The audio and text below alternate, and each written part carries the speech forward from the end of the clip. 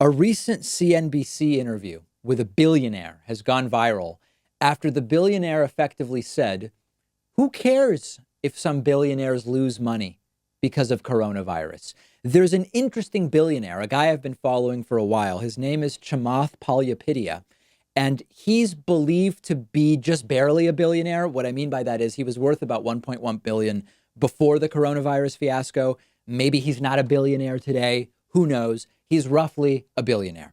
And what's interesting about Chamath is that he's a venture capitalist. He was an early Facebook executive, but he seems to have more of an understanding, maybe because he grew up in a family that depended on welfare benefits. He seems to better understand that an economy really is about the majority, not about the billionaires. And I've been seeing more and more interesting interviews with Chamath on CNBC and elsewhere. He recently did a great interview with Anthony Pompliano, one of our friends who has a YouTube channel that you can check out. But a few days ago, he was interviewed by CNBC's Scott Wapner about the economy in the context of the coronavirus. And Scott Wapner started to wax poetic about, oh, what if billionaires lose money?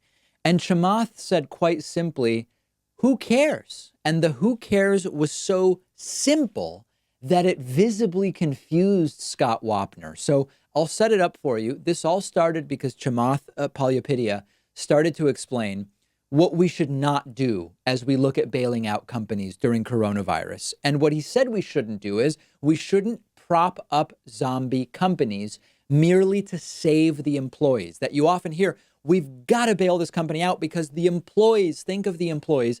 And Chamath explains why this is a false notion. Check it out. But are you suggesting, you keep saying propping up zombie companies. Are you arguing to let airlines, for example, fail? Yes. Why? I mean, how does that make sense in the broader scheme of the economy? Because when you look at what it means, this is why I'm saying, this is a lie that's been purported by Wall Street. When a company fails, it does not fire their employees. It goes through a packaged bankruptcy. Right? If anything, what happens is the people who have the pensions inside those companies, the employees of these companies, end up owning more of the company. The people that get wiped out are the speculators that own the unsecured tranches of debt or the folks that own the equity. And by the way, those are the rules of the game. That's right, because these are the people that purport to be the most sophisticated investors in the world. They deserve to get wiped out. But the employees don't get wiped out. So this is a really important point just to start with. Very often the justification for bailing out a company is you've got to save the employees. Now, there are good and bad reasons to bail out a company, but Chamath points out for these huge companies like airlines, they don't just go bankrupt, lay everybody off, say bye-bye, sell their airplanes for peanuts, and you never hear from them again. Bankruptcy for these huge companies is a process that includes restructuring. It often includes golden parachutes or big payouts for the executives, but it includes all sorts of mechanisms for reorganizing. And very often, not always, these bankruptcies work out okay for the employees. Not all of them in every case, but in many cases. And Chamath is explaining that. So now Scott Wapner starts to wonder where Chamath is going with this. And it gets even better. Take a look. Why does anybody, I just don't understand, why does anybody deserve, using your word, to get wiped out from a crisis created like this? How does anybody deserve to get wiped out? Well, but just be clear, who are we talking about? We're talking about a hedge fund that serves a bunch of billionaire family offices. Who cares? Let them get wiped out. Who cares? They don't get to summer in the Hamptons. Who cares? I mean, there are people. You don't think the employees? Hold on, Scott. You don't think the employees of these companies own stocks? I mean, own their stocks, own the company's stocks? You can look on Bloomberg and you can see what percentage of these companies are typically owned by. These things are owned by BlackRock. These things are owned by these huge, amorphous organizations. Ultimately, downstream, and the employee owns a few $100s or a few thousand dollars of shares. I just don't understand. This is a key moment.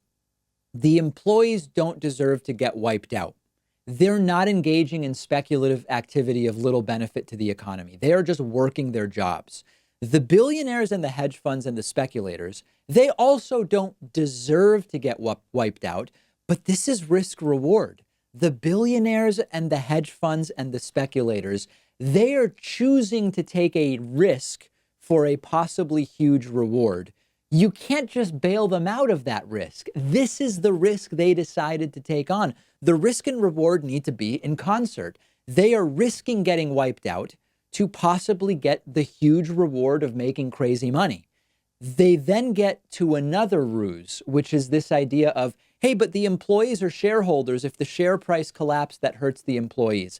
I've said this before. The stock market is not an indicator of the health of the economy. It is true. Many companies have employee stock purchase programs. Employees own stock in their company to some degree. But as Chamath points out, it is disproportionately tiny amounts of stock. The stock is mostly held by executives, by investment firms like BlackRock and others outside of the company. It is another ruse that is used to justify bailing out every company without actually thinking critically about whether they should be bailed out. Let's now check out just the last portion. So this is like a natural disaster. And why does anybody deserve to get wiped out? Wouldn't that be immoral in and of itself? No, because what's happening right now is what I'll tell you is on Main Street today, people are getting wiped out. And right now, rich CEOs are not. Boards that had horrible governance are not. Hedge funds are not. People are.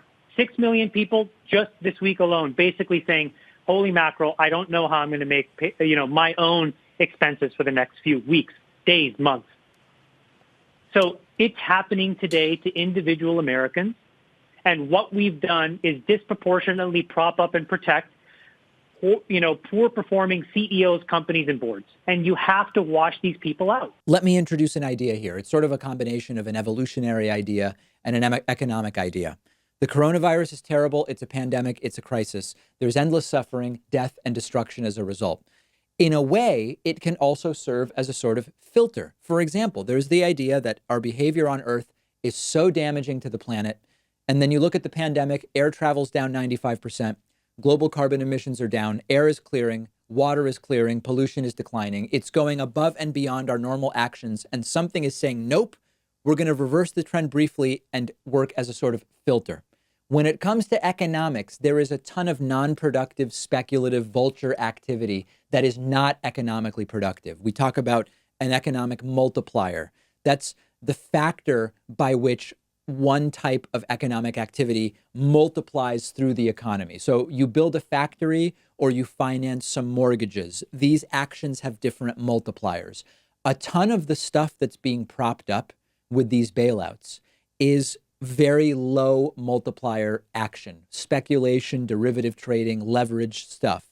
It generates profit for the people doing it, but it is of very little economic value. Maybe this crisis is an opportunity to filter out some of that nonsense that helps hedge funds make a ton of money, but is not particularly good for the economy.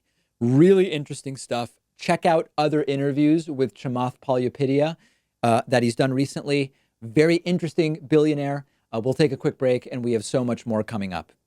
There's a YouTube channel we're partnering with that I would love for you to check out. It's a channel called UpFlip. You can get there by clicking the link below. Make sure you subscribe when you're there. Every week, UpFlip uploads a new video where you get an exclusive behind-the-scenes look at a different small business, everything from real estate firms, coffee shops, auto repair shops. Each business owner shares a ton of really interesting insight about how they built their business, what it's like day to day, how they got to where they are. Fascinating to learn about other people's business strategies, how they found success. It's a great channel for anyone thinking of starting a business, already running one, or just people interested in how different business work. Perfect for people who like TV shows like Shark Tank and that type of thing. Check it out at davidpakman.com/upflip. The link is underneath the video. They are friends of the David Pakman Show. Make sure to subscribe when you're there. Click that bell icon to be notified when they upload new videos.